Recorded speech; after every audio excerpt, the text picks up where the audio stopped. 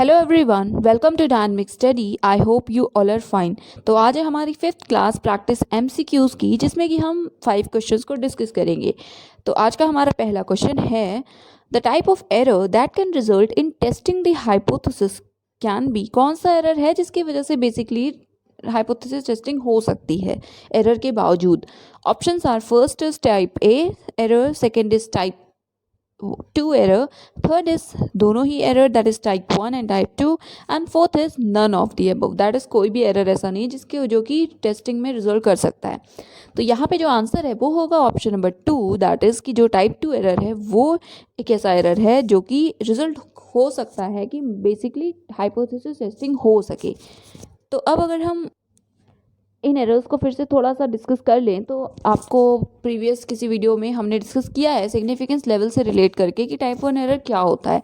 तो बेसिकली अगर हम ऐसे किसी हाइपोथेसिस को रिजेक्ट कर रहे हैं जिसे एक्सेप्ट करना चाहिए, दैट इज़ कि अगर कोई ऐसी हाइपोथेसिस नल हाइपोथेसिस है जो कि सही है, ट्रू है, स्टिल हम उसे रिजेक्ट कर रहे हैं, तो उस केस में हमारा टाइप 1 एरर होता है।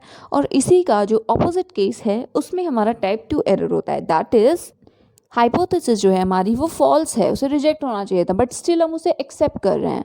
तो इनमें से टेस्टिंग में कौन सी हाइपोथेसिस रिजल्ट करेगी? ऑब्वियसली टाइप 2, क्योंकि हम इसमें हाइपोथेसिस को एक्सेप्ट कर रहे हैं ना, तो इस वजह से टाइप 2 एरर अगर है, मतलब हम ऐसी हाइपोथेसिस को एक्सेप्ट कर रहे हैं जिसे रिजेक्ट किया जाना चाहिए, जो कि फॉल्स है, बट स्टिल अगर हम उसे एक्सेप्ट कर लेना तो वो एक रिसर्च में पार्ट प्ले करेगा। तो इसलिए जो हमारा यहाँ पे आंसर है वो है option number 2, that is type 2 error.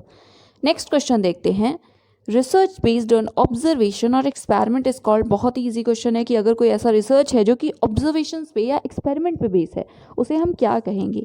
Option first is empirical research, option second is experimental research, option third is laboratory research, या option fourth is fundamental research.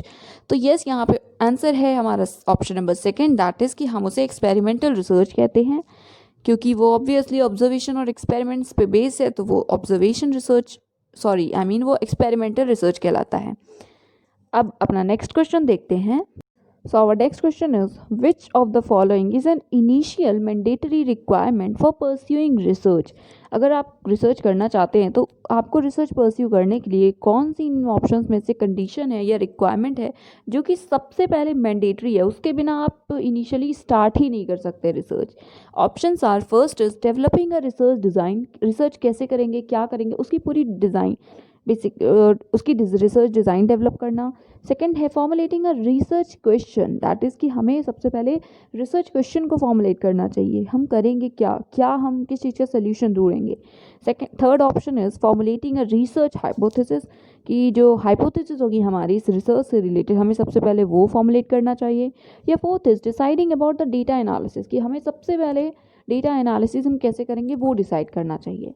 तो ऑब्वियसली यहाँ पे जो आंसर है वो है option number second, that is कि formulating और रिसर्च क्वेश्चन।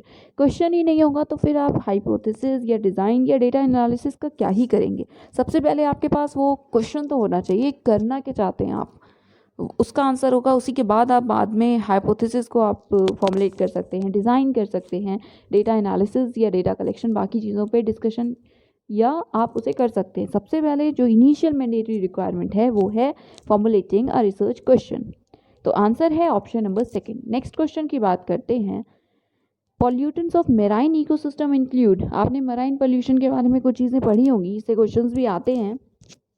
तो इसमें है कि ये कुछ पॉल्यूटेंट्स दिए हुए हैं ऑप्शंस में, उनमें से कौन सा ऐसा है जो कि मराइन इकोसिस्टम को पॉल्यूट करता है, बेसिकली मराइन पॉल्यूशन में उनका कंट्रीब्यूशन है। Options are, first is plastics, second is microplastics, third is oil spills, या fourth is all of the above.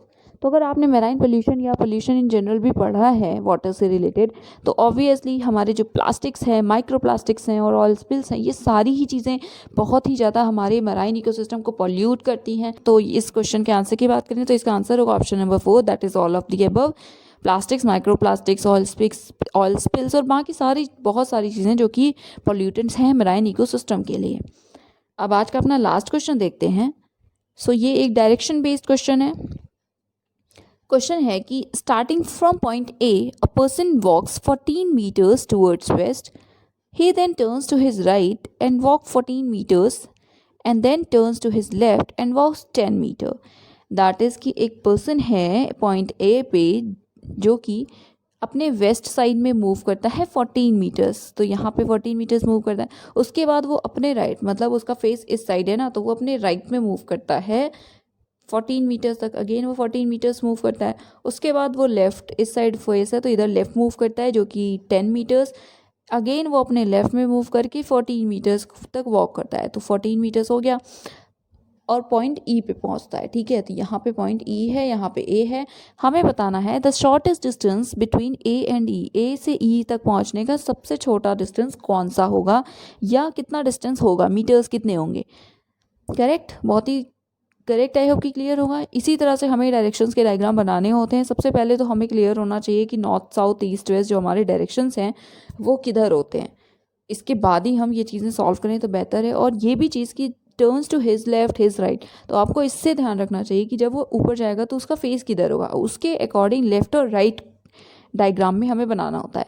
तो ए से ई के बीच में हमें डिस्टेंस बतानी है, तो यहाँ पे जो आंसर है या जो डिस्टेंस है वो है option number 4, that is 24 meters. Correct. अब अगर हम और बेहतर वे में डायग्राम से समझें तो ये है डायग्राम, ये ऑब्वियसली डायरेक्शन शो कर, ये ऑब्वियसली जो एरोज़ हैं वो डायरेक्शन शो करने के लिए यूज़ किए हैं मैंने। तो this is north south east and west. Correct, इस साइड का मूवमेंट होगा तो ये वेस्ट होगा, बाकी अकॉर्डिंगली आप समझ सकते हैं। तो सबसे पहले ए पॉइंट से वो गया था पर्सन, तो ये ए पॉइंट है, एंड में आया ई पॉइंट पे। करेक्ट, और जो डिस्टेंस दी हुई थी वो 14 मीटर्स पहले चलता है, उसके बाद जब अपने राइट मूव करता है तो भी 14 मीटर्स चलता है। Correct, then 10 meters, again 14 meters. तो ए से ई के बीच की डिस्टेंस कितनी होगी, अगर इधर का 10 मीटर्स है तो इस जो यहाँ की डिस्टेंस है वो भी यहाँ पे 10 मीटर्स होगी। करेक्ट, और ऑलरेडी ये 14 मीटर्स दी हुई है, तो 14 + 10 = 24। Very easy.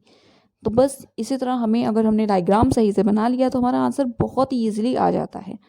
तो यहाँ पे जो आंसर है, as I told you, answer है option number 4, that is 24 metres. तो that is it for today. Thank you, keep on watching, keep on learning.